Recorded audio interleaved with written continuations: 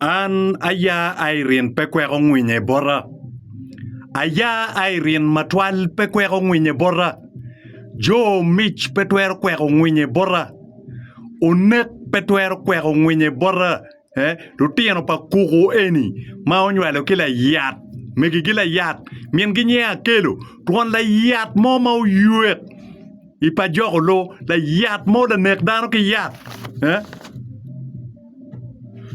Nga pengeo uroro ne gi kinga gi en wego kichelo dana bicheli ba ne munu en wen kicheli ba pa kelo ya kelo o bi ba pa kelo miena ya dago pa kugo Lawrence Luyat lunek dana mo magu yek gitam ni gire omoñ joni pego re omoñ mo ke ken ki Sudan gun re o pien dal no mer ne go gego piyat ma Megi Luyat mangene kit wa pa to doa eni mai winyu logo ni tuan miene la yat mo ma pelare miene la yat mo ma kingeo kombeni miene tie idi kam ka kombaja o re o ki South Sudan lo kom yat Eni weng Lutino pa Luyat may nen gitika gaging eni kinga gi eni weng Lutino pa Luyat magitika gaging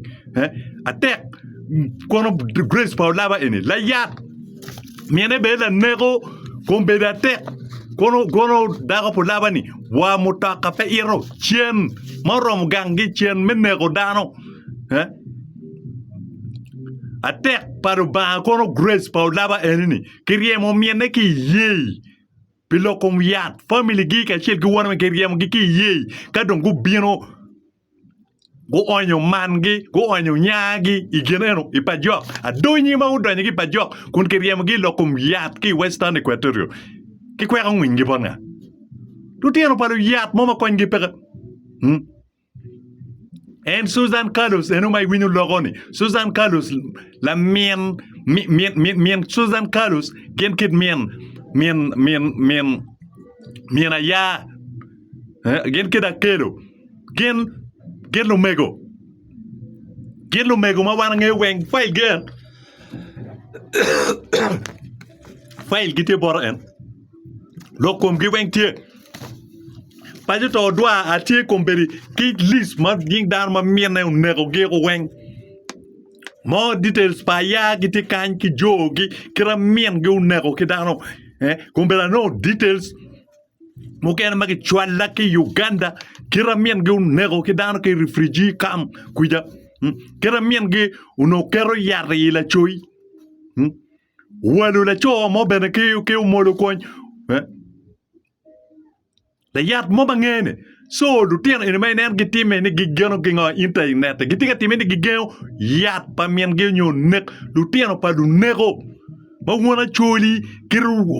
o nyomo cerka yinya nga mo miero makche o nyo cer nyom o gokki ki family pa Ayaa Irene ge family pa kelo miena Ayaa Irene ya kelo la yat mo way choko yat cer ki way rilan o welo dana rio ki rilan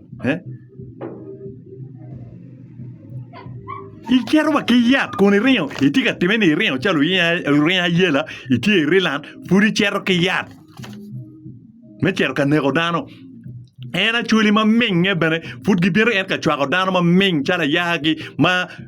miene Luyat kuri pa nego chalo pa jo to duagi Lutino pa Lutino pa nego ki Susan Carlos en gin ma wego bene chwa Susan Carlos o kwer Susan Carlos pien miene la yat o tega naro escape o kwer Susan Carlos pi yat pa miene o te meme walu wa o tema o tega naro escape Lutino pa Luyat pegi twer kweko ngwingi koma abi exposing yat pa mien gini kuidi kit gunne ki dano ka chero pa jo to dwa jero nego dano ki US ben dok futo en ki yat pa miene ni gibir ka limo gango nyukinga nyom mien ge koni kono mi mit digi chwal buri karma no mien ge boyo yat to en yat ge man nego dano ki cer ka walu dano waki ba o gwak ki namu dano chalo pajo to duagi o gwak ki namu ki dano chalo jo Lutino pa Luyat ni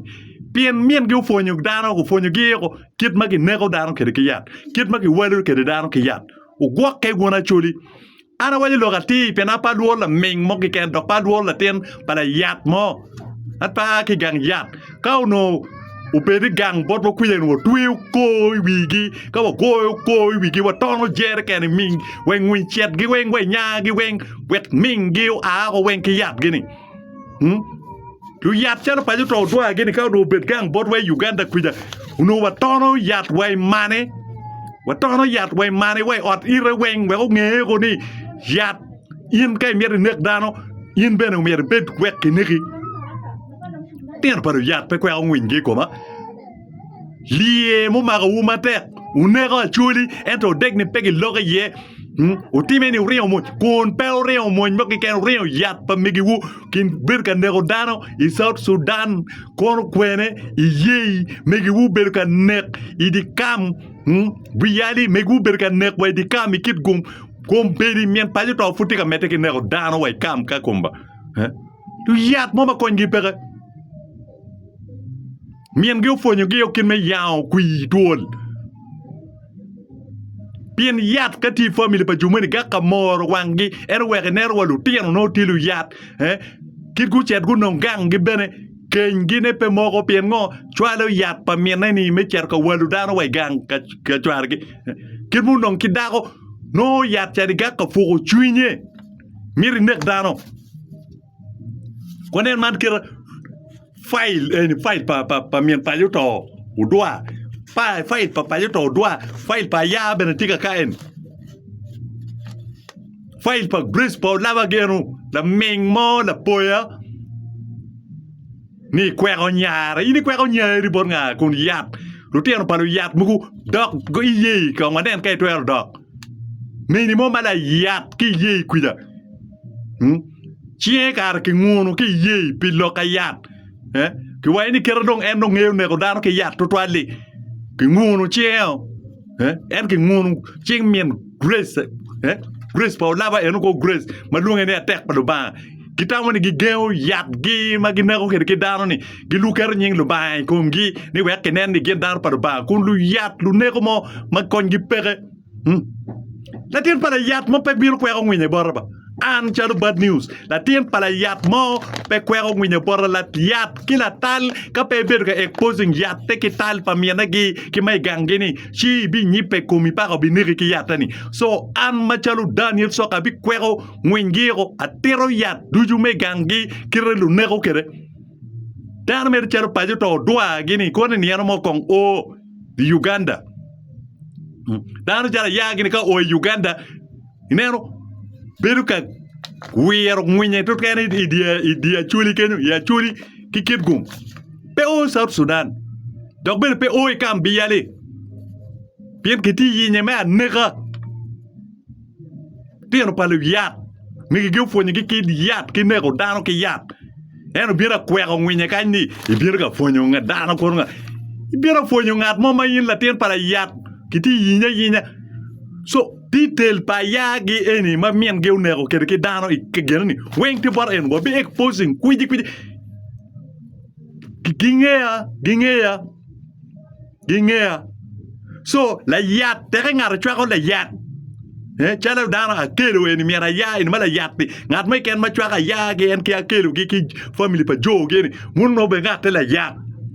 pelu yat gichwa ka yat gi lu tal gichwa ka tal gi en ka beru boing mai cher no lu tal gu gor ka tal gi lu yat gu gor ka lu yat gi lu nek dar ki yat so peu kweko ngwin gu bora peu kweko ngwin gu a kero ngwin gu teng a exposing yat uni kwidi pa jo to do ini cher ne ko daro ki US a chuli la wuri bene i cher gwado ko i vore nyedi u chero ka namo ke nga gi i cha me process me nam u kero yat to en yat pa menini yat pa meru ni kero ko e ko para nyiru u met ke to so an pa bi ling abi mette ke exposing lu yat we gunge yat po ko kuidi we ka churi we gunge yat pa megi gini we ka churi we gunge ni wegi gi lu nek ko di panu nek man pe gwa ya churi won mo a ke lu tugu o da ga gangu lu tugu won mo a ke iba ne ma lunga ni attack pa ba ko Grace pour lavani la yat mo ata Kiriemo ki ye pilokayat. Miena ki ngono chie pilokayat. Bini ngona grace pulaba nyo attack para ba. Meni peke ngono chie, meni kumbiru reanti Australia chie timungun. Elti ke excuse ene pien uno kitika lubu koare wai kam ka komba. Wai kam ka kuma. Me nega pien nego dan ki yat. Endo ubago dege bot UN we UN no chwa cha. So Lutino para yat mo pe kwek ngwinye koma.